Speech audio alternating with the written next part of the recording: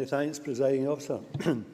This Parliament, and indeed Scotland, can be proud that in nearly every session since this Parliament was reconvened, domestic abuse in its different forms has been addressed by members, and more importantly, it is a topic that tends not to be used as a political point scorer because of the broad consensus that the answer to domestic abuse doesn't only require a political solution, but a social one, and importantly, working with key partners and agencies attempting to ensure everyone who experiences domestic abuse know where to go, know they will be listened to, and ultimately, hopefully, to know action will be taken.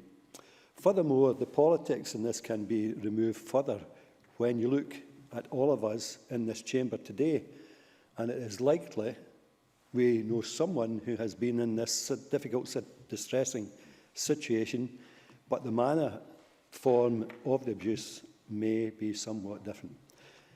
Presiding Officer, it's recognised that domestic abuse is not carried out exclusively by men. Women have and do engage in violence in the home. However, that said, it's without a shadow of a doubt that the vast majority of incidents are carried out by men, and crucially, the level and severity of physical attacks on women and children is significantly higher. Therefore, my main focus today is directed at men's behaviour. We must remember abuse does not require bruises or physical marks to be so. Abuse can be hidden and abuse can be long-standing. There can be other victims too who may not be the target for the abuse directly.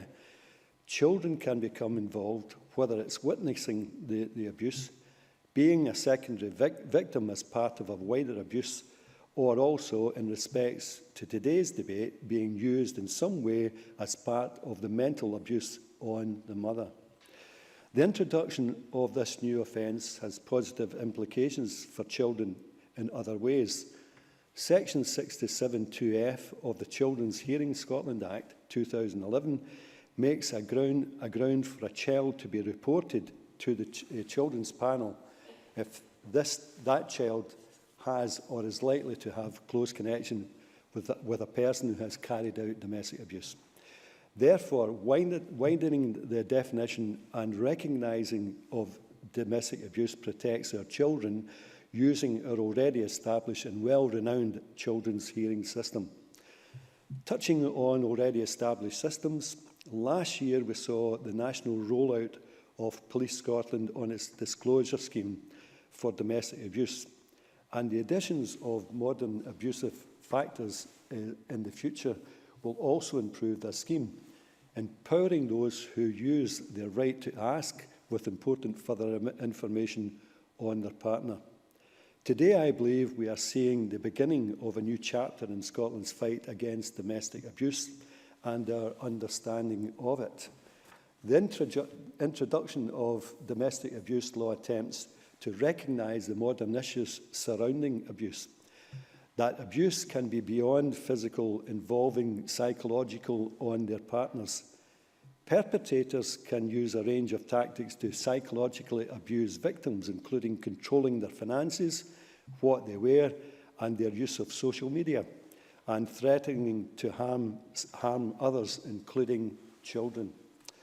Such an offence will also have a significant impact on how society views domestic abuse by ensuring there is clarity about what is unacceptable under the law. The new offence will help change societal attitudes towards what amounts to domestic abuse, that it is not only physical violence but also psychological abuse, exerting total control over your partner's every movement and action, forcing a partner and children to live in constant fear, which is criminal and unacceptable. I understand it is currently challenging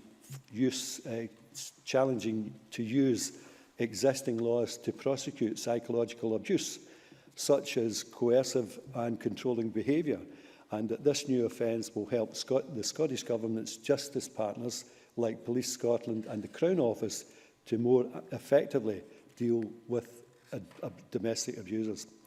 This bill will bring clarity for victims and let them know that the justice system is focused on their needs. This Parliament has already started in addressing the wider and growing modern issues around domestic abuse. In March, Parliament passed the Abusive Behaviour Sexual Harm Act, which will create a specific offence of sharing private intimate images without consent.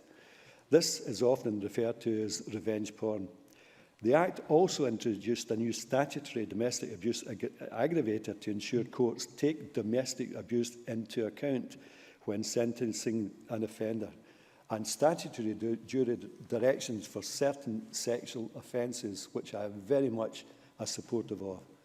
Presiding Officer, the introduction of this new offence would be adding to our understanding and recognition of modern challenges of domestic abuse, and I very much welcome and support this motion. Thank you.